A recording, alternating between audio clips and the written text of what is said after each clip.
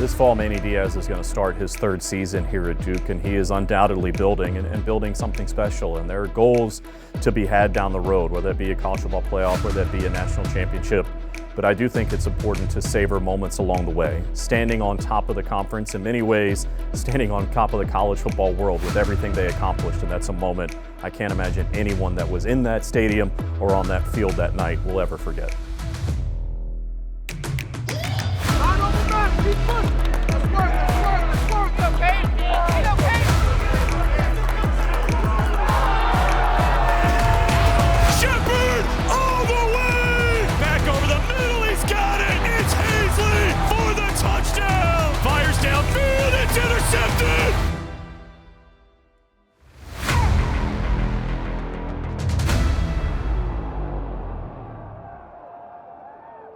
Back in Durham, it's been a one-sided game so far. 3rd down and 2. Option, pitch. Taylor with a cutback. Jamari Taylor's off to the races. And Virginia is steamrolling in this one. 78 yards. Well, we played very, very poorly against Virginia the first time. I thought they played, extraordinarily well. In the first meeting, you have to credit Virginia with what they did. They took the initiative right from the beginning, and they just controlled the game at the line of scrimmage. They had nothing really to improve on. We, on the other hand, just looked at everything we did bad, and we're like, we have so much to improve on. Our guys are perfectionists. They want to do things right, but sports is not about perfection. It's about persistence. And to be able to navigate through your failures and not be defined by them is really what creates champions. We had experienced the ups and downs and a lot of moments where guys could have really, let go of the proverbial rope, but we didn't. And it's time to ring that bell. The Blue Devils have beaten the Tar Heels. Let's hear that glorious noise here in Chapel Hill. Back-to-back state titles for Manny Diaz and company. They've won 6 in ACC play. It's the first time they've done that since 2013. Hey, we're off Monday. And Tuesday we'll come in and watch film.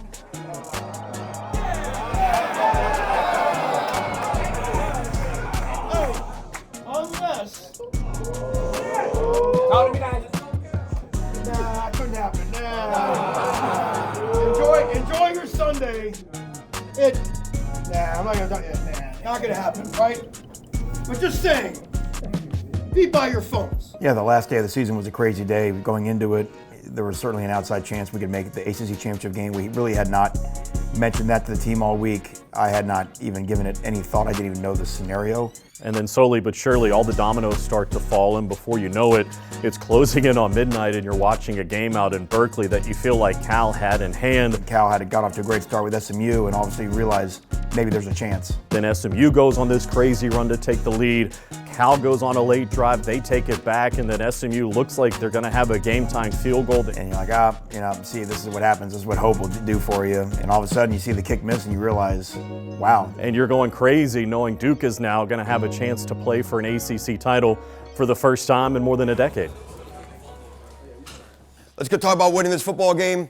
And really, the whole point between now and kickoff is you becoming the best version of you tomorrow. You're good enough as a player. Just allow yourself to be fully present tomorrow. We were going to face Virginia, and we knew we wanted a revenge. Thank God that Cal hung on, and then I remember I actually texted their quarterback. I was so excited and thanked him for the opportunity because we knew once we were in the game, we were going to win it. You don't get an opportunity like that, a second chance to right a wrong, so to speak, and they knew they could play better, and they were eager to get another crack at Virginia because of how the game played out. And we're able to take some of the information from game one and really craft an outstanding game plan going into game two. And on the first Saturday in December, we welcome you to the Queen City. What a stage for the ACC championship game. The 77th meeting between Duke and Virginia. The Blue Devils looking for an 8th ACC title. They shared it in 1989 with guess who? The Cavaliers. Time to break the tie tonight. It truly is a privilege to be here tonight with an opportunity the Blue Devils haven't seen in over a decade.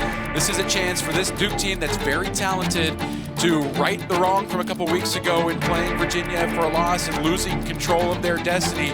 But they found a way back because you know what? It was their destiny to be here in Charlotte. You know, that game was just a different kind of emotion. And I like to say that all games are the same and we always feel the same, but that game was definitely a heightened sense of emotion. And that whole week, it was just kind of a mindset switch of we don't just want to be there, we want to win it. And I could look up and see, you know, friends in the stands and in the student section, everybody's parents were there. It honestly felt like a home game for us and felt like we were right where we should be. Know one thing, you are exactly right where you belong. Woo! You belong here. Now let's do what we do. We're here. Let's go. Put a hand up. We're going to work. We're going to say 1, 2. Let's go. Virginia has won the toss, and they have deferred, so we're going to get to see something different, Dave, than we saw in the first meeting. The Blue Devils are going to get the football first. An opportunity, as we were just talking about, David, to start fast.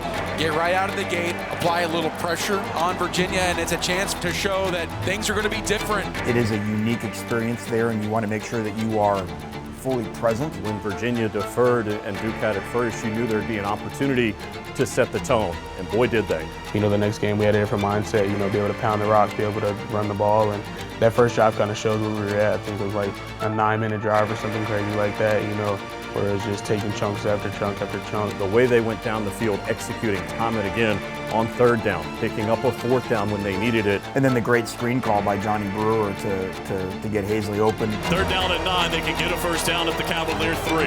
Here's a snap, they bring the blitz, it doesn't get home, it's Hazley underneath, inside the 10, the 5, Jeremiah into the end zone, touchdown!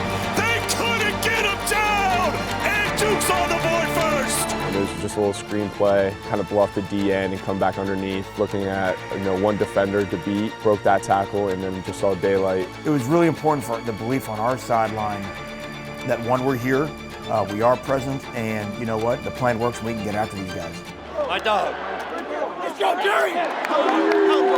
Let's go. To me, one of the key plays in the game was in the second quarter when Virginia had tied the game and Duke had the football back and were driving, and it stalled a little bit and they were shy of midfield and went for it on fourth down, but didn't do it in the conventional sense. Last week, we checked Cade, same thing, fourth quarter, critical situation. Kev, it might be you, baby. You know what I mean? You've had a front row seat. Then the last couple times, Kev, it might be Kev hammering up in there, guys. But just saying, kind of in a good little spot with fakes. If fake shows up, I kind of feel like pretty good that we'd execute that pretty well. We had converted 2 fake kicks in the 2 games prior, so we were kind of hot, and the guys get confidence that if we call it, it's going to work. And the irony is that on the first drive, when we got them to jump off sides, we had already seen the way that they were lining up in their punch-safe defense, and that's what we really wanted to exploit. So Reynolds in a punt, it's a fake, and straight ahead, they've got it! They snapped it to the up back, and the Blue Devils move the sticks, and it's O'Connor, the defensive end, making hay on special teams.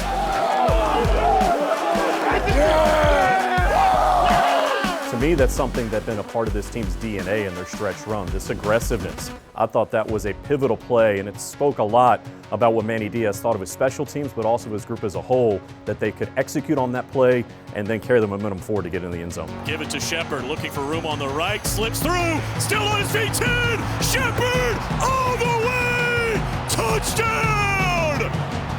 Oh, the freshman from Mandeville, Louisiana said, I'm going to the house, and Duke is back in front. You know, the hole wasn't really there. I kind of just was trying to be patient, trying to wait for something to open up, and one of their defensive ends actually spun, so he spun into his other teammate that was about to come make the tackle. It was just free grass from there. There's so many ways you can describe an elite freshman running back. Power, speed, and ability to get to the edge, and Nate Shepard has all of those, but to me, one of his defining characteristics was his patience in the run game. The second touchdown for Duke in the ACC title game was the perfect example of that. There was nothing there, and Shepard just keeps his feet moving, finds a little bit of green grass, and then explodes into the end zone.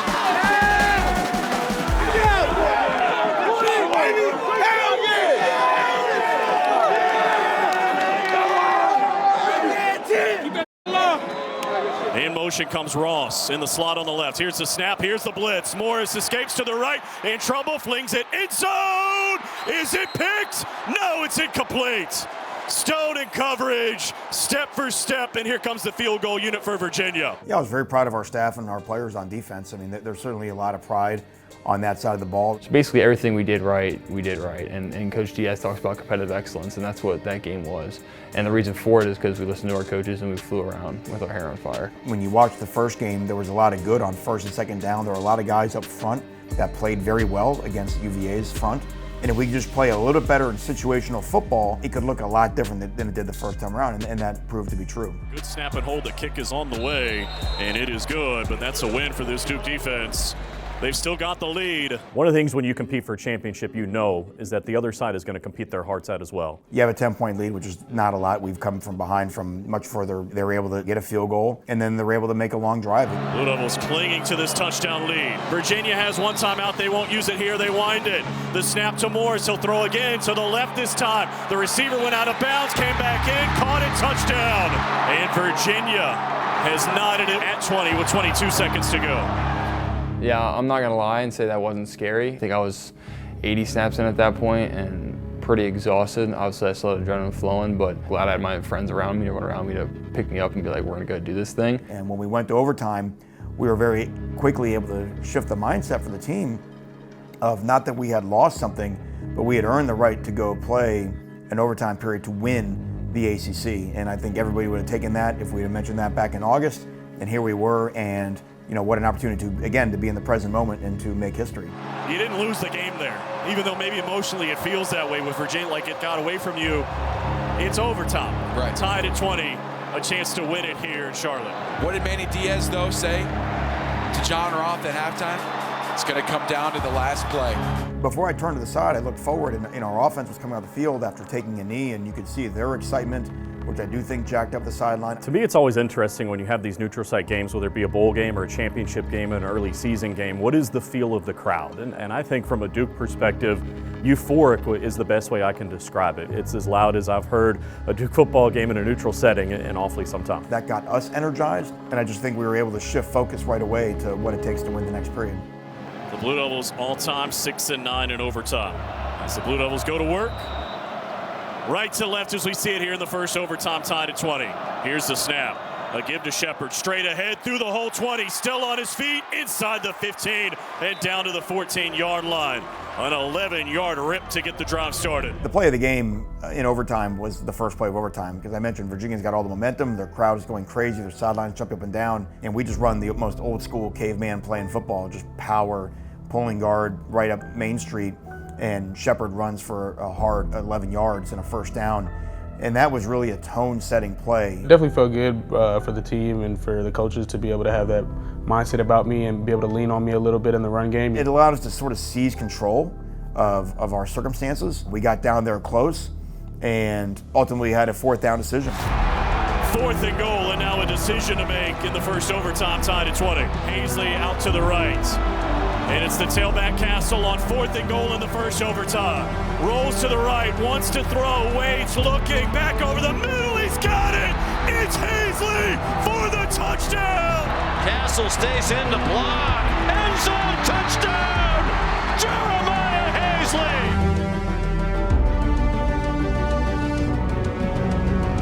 You know, it's a surreal moment and spectacular feeling. You don't really know it until you have it, and you know, just to see the cheer on our teammates' faces, on the fans, it felt great. The feeling I had was like that our defense was going to make a big stop. I just remember the defense all got together, and the main call was watch out for the shot, because watch out for the special play. Well, it's really interesting. So Virginia lined up in a formation that was very similar to their first play of the game, where they sort of fake a toss and have a bunch of guys go vertical, and they hit us in a soft spot in our coverage at that for an explosive play.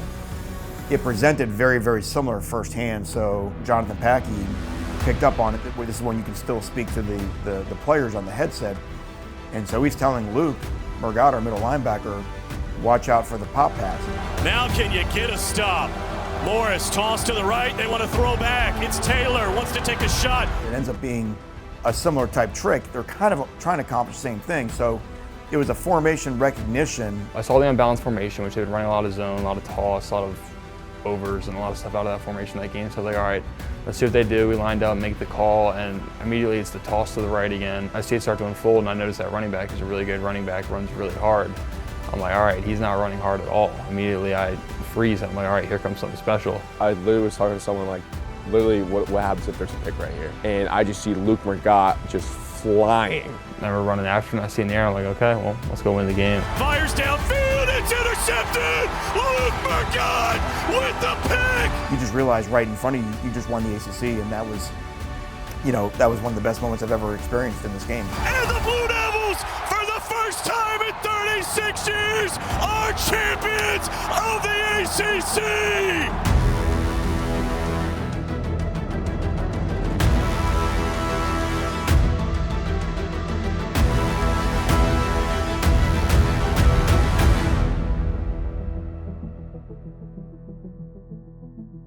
It's really so cool because you want to talk about being present, right? I mean, it is the absolute feeling of the elation of victory right in that moment. And I remember opening my eyes and just a wave of screaming. I remember Trey's face distinctively up on my left, yelling, like, oh my gosh. Chan on the ground next to me, I remember Packy's forming in, everyone just running around.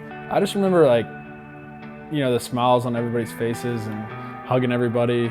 Duke football is such a family, and our program's really close. People from every different area of the building running up to each other, embracing each other. Trying to find the closest person, you know, to tackle, give a hug, you know, celebrate with. There's not a lot of moments you get to have an experience like that, and it was something special. Coach, I just saw you have all these embraces. I can feel the emotion from you right now. What's going through your mind? So proud of this team. Their mental toughness, their resiliency. Wow.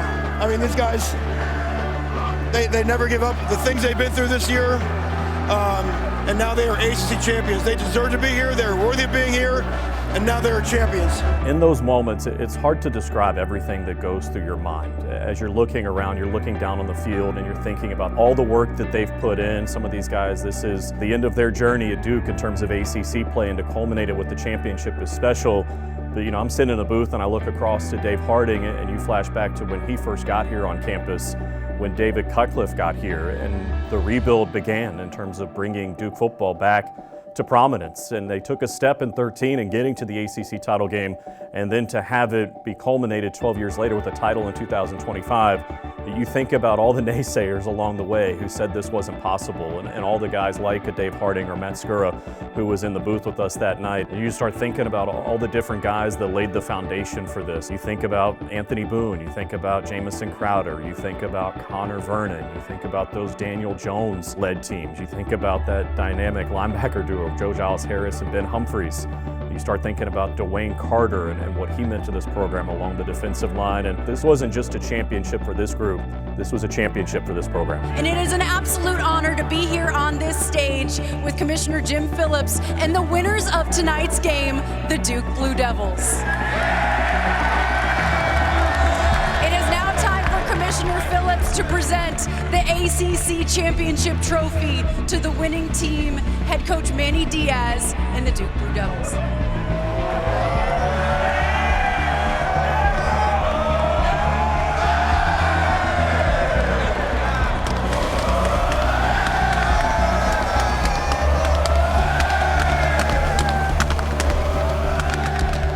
Really, my lasting image was being on the podium, and you're just seeing everyone in the program turning and just hugging everybody they could find, and just that sheer state of joy of everybody and what we'd accomplished together. You just feel so humbled by that experience. Everybody had a hand in the fact that this shirt says champions on it. They tried to put you in the box. They tried to tell you it belonged. They tried to tell you that there's things that you can't do. You could go to Duke, but you can't go to Duke and do this. You will walk back on this campus forever, and they'll say, what about you? They're gonna call you a champion. And everybody else learns. Once you start recognizing things that people said you can't do, you can do, you know what you start doing? Looking for more. We're not done. But for tonight, we're gonna appreciate what we've accomplished. We're gonna appreciate doing things that people said we couldn't do, and we're never gonna forget that fuel. and we're going to use this going forward. It's an old cliche that nothing stands still, right? And when I think about this ACC title for Duke, what it shows is what's possible, and it lays the foundation, much like we're talking about David Cutcliffe laying the foundation for this moment. It lays the foundation for what's to come, whether it be a college football playoff berth, a national championship. It demonstrates what's possible with this group, and the buy-in with the work and the coaching staff speaks for itself, and it's what makes you excited about what's to come next.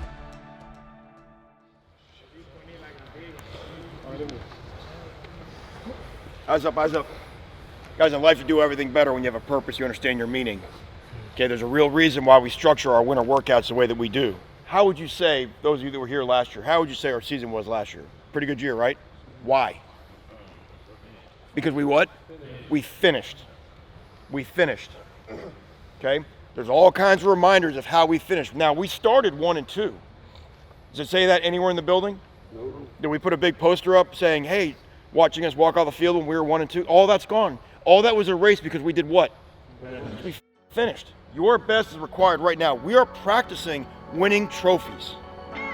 That's what we do at this school now. We win trophies. And we ended our season 4 straight games, winning 4 straight trophies. College football, every year is a different year. It's always been that way. Every team has a 1-year life cycle. It starts when they convene in January. There will be shared experiences that you can carry on. There will be lessons from 2025 that the returning players will be able to use to help us. But a team is a collection of relationships, is a connection of bonds, right? And so you've got to rebuild that connective tissue every year. Last year's accomplishments were great, but they were also last year. Like, you know, if every time something happened, you cherish that moment, lived it forever, then you never have a next step. You have got to build the house again. You can't assume because we did something that the first couple stories are already built. It's going to always start with our ability to outgrind somebody and out-tough somebody, not just physically, but mentally, maybe more importantly, and we've got to reestablish that every year.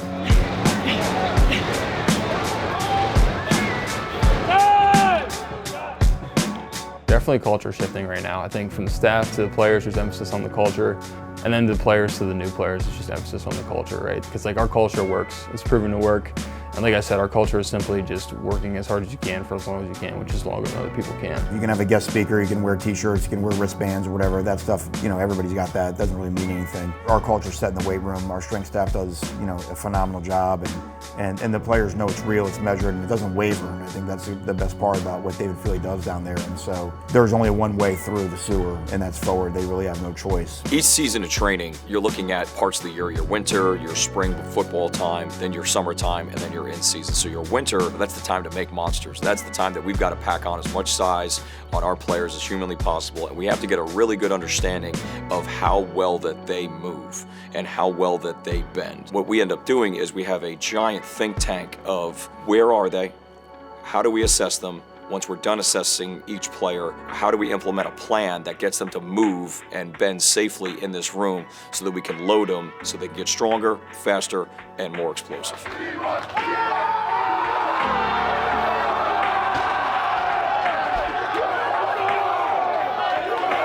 We want them to have tremendous resolve as to know that they can solve any problem. So they need to lift weights, they need to run fast, they need to be flexible. In January, February, March, it's get big strong. Right, you're not so much preparing the guys for the running of football. So the guys are gonna make huge gains, a lot of PRs in their lifts. Your team should be really, really stronger than they were 3 months ago. Everybody in here is capable of incredible things. But if you're not uncomfortable and you think of, oh man, I got this, or I'm running the show, you're never gonna get where you wanna go.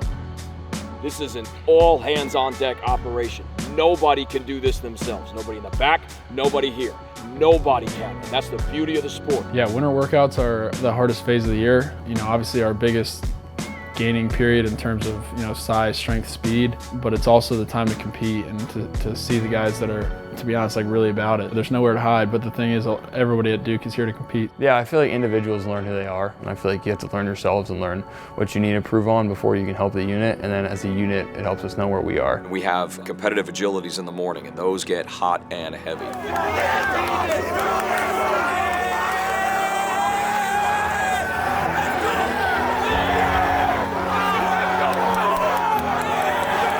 We're getting the competitive juices flowing. We're teaching guys how to compete because that is a learned skill so that they're able to compete in the springtime during spring football. Everything is one-on-one. You're with the team, but you have your own individual matchup, and that's tallied up. Everyone can see the score at the end. There's individual matchups in front of the team at the end, so that's why it's just full of competition, and you see great matchups the whole time.